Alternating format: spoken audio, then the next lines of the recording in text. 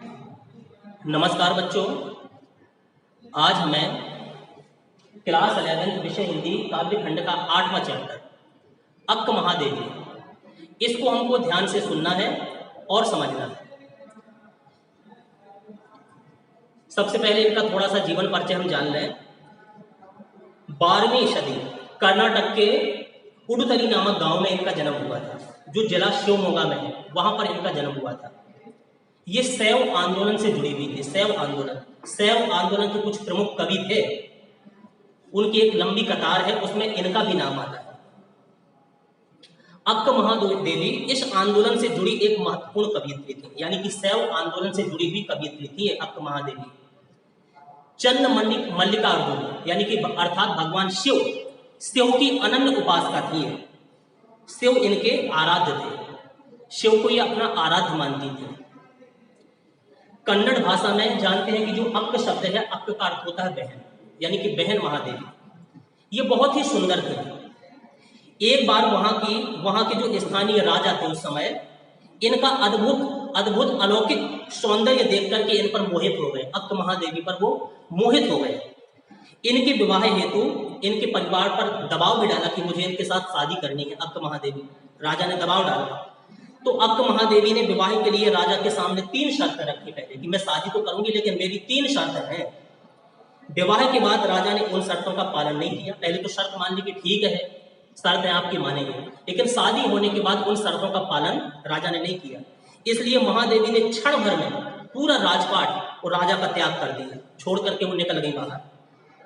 अक्क ने इसके आगे जो किया वह भारतीय नारी की इतिहास की एक विलक्षण घटना बन गई। क्या कार्य किया, जिससे उनके विद्रोही चरित्र का पतन चलता है। कितनी विद्रोह की भावना उनके मन में थी। सबको चौंकाने और तिलमिला देने वाला तथ्य यह था कि अक्क ने जिस समय राजमहल नहीं छोड़ा, सिर्फ उन्होंने राजमहल अकेला नहीं छोड़ा, जिस समय राजमहल छोड़ा वहां से निकलते समय पुरुष वर्चस्व के विरुद्ध, कि पुरुष का ही वर्चस्व समाज में नहीं है, उसके विरुद्ध अपने आक्रोश को अभिव्यक्ति के रूप में अपने वस्त्रों को भी उन्होंने उतार करके फेंक दिया। वस्त्रों को उतार कर फेंकना केवल वस्त्रों का त्याग नहीं है, बल्कि एकांकी मर्यादाओं और केवल स्त्रियों के लिए निर्मित नियमों का तीखा विरोध था। यानी कि स्त्री केवल शरीर ही नहीं है, वो दर्शाती थी कि स्त्री केवल शरीर ही नहीं है, भोग की ही वस्तु नहीं है। इसके गहरे बोध के साथ महावीर जैन आदि महापुरुषों के समक्ष खड़े होने का भी प्रयास था। अच्छा, अक्क महादेवी के कारण शैव आंदोलन से बड़ी संख्या में, जब अक्क महादेवी शैव आंदोलन से जुड़ गए तो इनके काफी अनुयायी भी बन गए, इनको मानने वाले।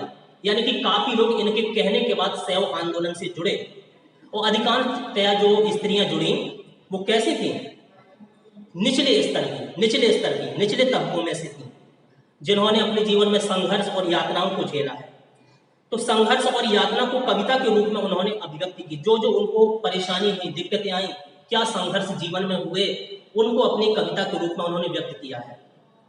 स्वयं अक्क भी जो थी वो भी निचले तबके यानी कि नीची जाति थी, निम्न स्तर की महिला थी। इस प्रकार अक्क महादेवी की कविता पूरे भारतीय साहित्य में इस क्रांतिकारी चेतना का पहला सर्जनात्मक दस्तावेज है। ठीक है ना। अब सुन लीजिए इनकी कविता जो इस पाठ में है, अक्क महादेवी, ये कविता ही उन्होंने अपने नाम से ही दे दी। उन्हीं की लिखी हुई कविता, उन्हीं के नाम से अक्क महादेवी कविता का ही नाम उन्होंने दे दिया। ठीक है ना। इसमें 2 प्रकार के वचन कहे गए हैं। तो पहला वचन पहले आप सुनेंगे। पहले वचन में कवियत्री ने काहे का वर्णन किया है, भूख, प्यास, क्रोध, मोह, लोभ, मद, ईर्ष्या, इन सब पर जो हमारे शत्रु हैं, एक प्रकार के जीवन के लिए ये शत्रु का काम करते हैं, इन पर नियंत्रण हम कैसे रखें, इन पर हमें नियंत्रण रखना चाहिए, इन सब पर हमें वश में रखना चाहिए इन सबको। ठीक है। इन सबको नियंत्रित रखते हुए भगवान शिव की तरफ ध्यान लगाने के लिए, यानी कि भगवान शिव का ध्यान लगाने की प्रेरणा पहले वचन में इन्होंने कही है। इसको आपको ध्यान से सुनना है। सुनिए क्या कहती है, हे भूख मत मचल, हे भूख मत मचल। यानी कि कभी कहती है कि हे भूख तू मचलना छोड़ दे। यानी कि भूख में जैसे हम बिलबिला जाते हैं, तिलमिला से जाते हैं, तो हे भूख, अब भूख का मतलब एक तो पेट की भूख मिटाना, वो भूख भी हो गई, और एक भूख संसार में जो जो चीजें दिखाई देती हैं, है कि नहीं, सुख साधन जो दिखाई देते हैं संसार में, उनको प्राप्त करने की चाह, ये भी भूख है एक प्रकार की। तो क्या कवियत्री कहते हैं कि हे भूख मत मचल, यानी कि हे भूख, हे सांसारिक वस्तुओं की चाह है, ये भी भूख हो गई। हे सांसारिक वस्तुओं की चाह है, तू कुछ पाने के लिए मत तड़प, कुछ प्राप्त करने के लिए हे भूख, हे सांसारिक वस्तुओं की चाह, तू मत तड़प, प्यास मत तड़प। हे भूख मत मचल, प्यास तड़प मत, यानी कि कहने का आशय कवियत्री का यह है कि हे सांसारिक प्यास, संसार की भौतिक सुविधाओं को प्राप्त करने की जो प्यास है हमारी, ठीक है, तो हे प्यास, तू मन में और पाने की तृष्णा मत जगा, और प्राप्त करने की तृष्णा लालसा को मेरे मन में मत जगा। समझ में आ गई 2 लाइन, यानी कि हे भूख मत मचल, प्यास तड़प मत, यानी कि हे भूख, हे सांसारिक वस्तुओं की चाह, तू कुछ प्राप्त करने के लिए मत मचल। हे सांसारिक प्यास, तू मन में और पानी की तृष्णा मत जगा। हे नींद मत सता, अब नींद पर कहती है, नींद पर भी हमारा नियंत्रण होना चाहिए। हे नींद मत सता, यानी कि कवियत्री क्या कहती है कि हे नींद, तू सोने के लिए मजबूर ना कर, सोने के लिए मजबूर ना कर। अब क्रोध के लिए क्या कहती है, क्रोध मचा मत उथल पुथल, जब इंसान बहुत क्रोध में होता है तो उथल पुथल मस्ती हो उसके हृदय में, है कि नहीं, सही गलत का उसको भान नहीं रहता, कुछ गलत काम भी कर देता है, तो अपने क्रोध को भी वश में वो करना चाहते हैं। क्या कहते हैं, क्रोध मचा मत उथल पुथल, यानी कि हे क्रोध, तू मन में उथल पुथल और हलचल को ना मचा। हे क्रोध, तू मेरे मन में उथल पुथल और हलचल ना मचा। अब मोह के लिए कहते हैं, हे मोह, पास अपने ढील, पास माने होता है बंधन, पास माने बंधन, है कि नहीं, मोह के बंधन में हम लोग बंधे हैं आज, ये हमारा बेटा है, ये बेटी है, हमारे परिवार के लोग हैं, इन सब का मोह इंसान को खाया जा रहा है। तो मोह में हम लोग बंधे हुए हैं संसार के प्राणी, तो वो क्या कामना करती है, ईश्वर से प्रार्थना करती है कि मोह हमारा समाप्त हो जाए। क्या कहती है, हे मोह, पास अपने ढील, यानी कि अपने बंधनों को थोड़ा ढीला कर दे। हे मोह, तू अपनी जकड़ ढीली कर, जो जकड़े हुए हम लोगों को मोह में, तू अपनी जकड़ को थोड़ा ढीला कर दे। हे लोभ मत ललचा, अब लोभ के लिए क्या कहती है, हे लोभ, तू और अधिक ना ललचा, तू और अधिक मुझे लालच ना दिखा, ऐसा कर कि हम ज्यादा ललचाए ना, तू मत ललचा। हे मद मत कर मदहोश, हे मत कर मदहोश, मद माने होता है अभिमान, जब अभिमान होता है इंसान के अंदर, अभिमान आ जाता है ना, तो मदहोश हो जाता है, अपने ही नशे में वो चूर रहता है। तो क्या कहती है, हे मत कर मदहोश, यानी कि हे मद, तू और अधिक पागल मुझे ना बना, मदहोश हो गए हम। हे मद, अब तू और अधिक मुझे पागल ना बना। ईर्ष्या जला मत, ईर्ष्या जला मत, अब ईर्ष्या जला मत इसका कहने का आशय, हे ईर्ष्या, तू अन्य लोगों की उन्नति से ना जला। हे ईर्ष्या, तू मुझे अन्य लोगों की उन्नति से जला मत, हे ईर्ष्या, तू अन्य लोगों की उन्नति से ना जला। आगे क्या कहते हैं, ओ चराचर, अब ओ चराचर मत चूक अवसर, ओ चराचर, चर और अचर, यानी कि जड़ और चेतन, चर और अचर, जड़ और चेतन, यानी कि ओ चराचर मत चूक अवसर। कवियत्री क्या कहती है कि ओ जड़ और चेतन संसार, वो जड़ और चेतन संसार, कुछ जीवित प्राणी है, कुछ अजीवित प्राणी है। हे जड़ और चेतन संसार, तुम्हारे लिए यह महत्वपूर्ण अवसर है।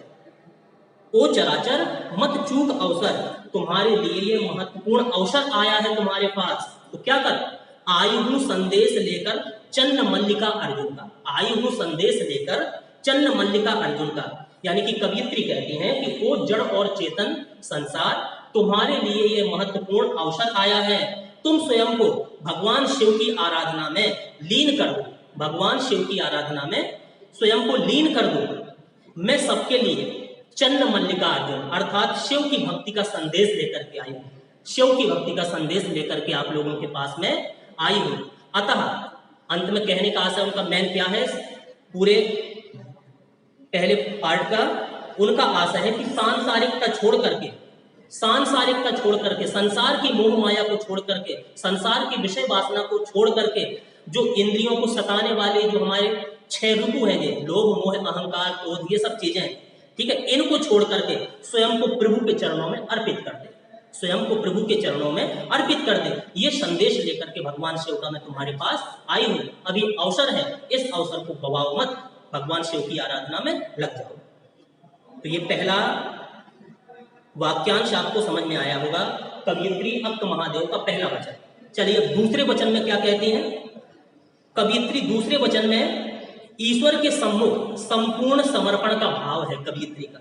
दूसरा वचन जो कहा गया है, आगे हम सुना रहे हैं, उसमें ईश्वर के सम्मुख संपूर्ण समर्पण का भाव है। कवियत्री चाहती है कि वह सांसारिक वस्तुओं से पूरी तरह खाली हो जाए, सांसारिक वस्तुओं से पूरी तरीका से खाली हो जाए, संसार की कोई चीज ना चाहिए कवियत्री को, उसे खाने तक के लिए भीख ना मिले। यहां तक कहती है कवियत्री कि खाने के लिए जो पेट भरने की इच्छा सबके अंदर होती है, लेकिन मैं चाहती हूँ कि मुझे खाने के लिए भीख भी ना मिले। शायद उसी तरह अगर ऐसा सब कुछ होगा तब संसार सागर से वो छूट पाएगी, इसी तरह उसका संसार उससे छूट सकेगा जब कुछ ना मिलेगा उसे। तो सुन लीजिए, लिखती है कवियत्री, हे मेरे जूही के फूल जैसे ईश्वर, भगवान से प्रार्थना करती है। जूही का फूल बहुत कमजोर मुलायम होता है, तो हे मेरे जूही के फूल जैसे ईश्वर। कवियत्री क्या कहती है? हे जूही के फूल जैसे कोमल और मनोरम ईश्वर। क्या कहती है? मंगवाओ मुझसे भीख, मंगवाओ मुझसे भीख। हे मेरे जूही के फूल जैसे कोमल और मनोरम ईश्वर, तुम मेरा सब कुछ छीन लो। कवियत्री की ये इच्छा है कि मेरा सब कुछ तुम छीन लो और कुछ ऐसा करो कि मुझे भीख मांगनी पड़े, मुझे भीख मांगनी पड़े।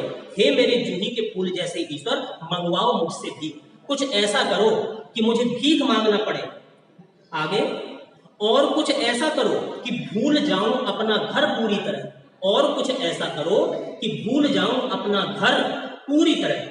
कवियत्री की इच्छा क्या है? मैं अपना घर, मकान, गृहस्थी पूरी तरह भूल जाऊं।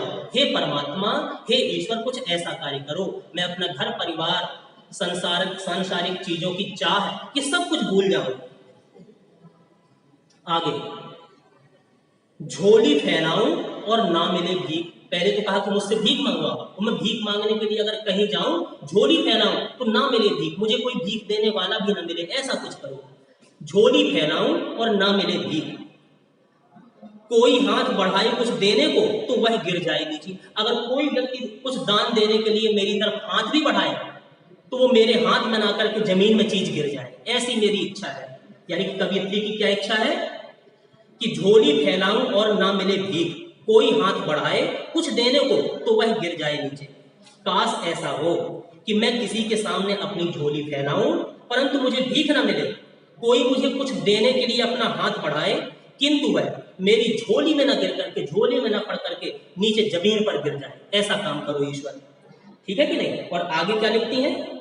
और यदि मैं झुकूं उसे उठाने को तो कोई कुत्ता आ जाए और उसे झपट कर छीन ले मुझसे।